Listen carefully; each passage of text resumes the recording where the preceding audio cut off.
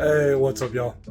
I had a conversation with a young man today that was kind of interesting. Dave Ramsey's name came up in our conversation, and I get asked all the time, how is what I teach different than what Dave Ramsey teaches? Well, if you've been paying attention for any amount of time, you realize that I teach that there's two economies, right? There's an economy that most of us, that probably 90 to 95% of us live in, called the consumer economy. It's designed by bankers, it's designed by Wall Street, and it is designed to sell us financial products that keep us just over broke, or JOB, keeps us in our job. The education department is part of it. They send us to school so that we can get really good at being employees and not create anything for ourselves. Dave Ramsey is an advocate for the consumer economy. Dave Ramsey is anti-debt. He is completely opposed to being in debt. And in the consumer economy, consumers view debt as bad. Okay?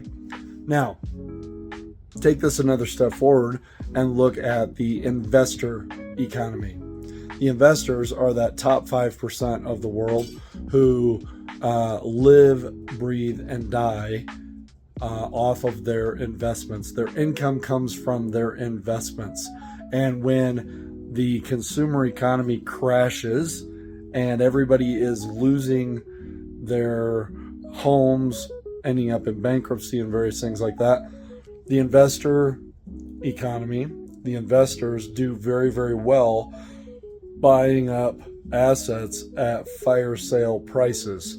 And they have structured their lives in such a way, they've structured their investments in such a way that they thrive and make a lot of money during economic downturns. Kind of an interesting dynamic, right? Well, Dave Ramsey does not teach the investor economy. He advocates for the consumer economy.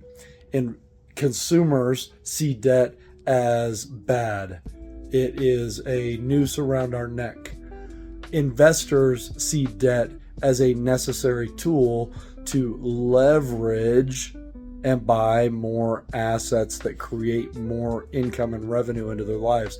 So if you ever wonder why the rich keep getting richer, it's because they understand things that the rest of us don't. That's what I advocate for. I advocate for teaching people the difference between the consumer economy and the investor economy. And hopefully, if you understand, get your head in the right space, get that mindset straight, gain the proper knowledge, and get a few skills under your belt, you can join the ranks of some pretty cool investors. You may not be like Warren Buffett, wealthy, rich, whatever. Doesn't matter. You don't have to be a multi-billionaire, but you can live a really good life, right? So check this out. So I live in a pretty modest home. Look, there's my elk ears from last year. I mean, I built my cabinets. How about that?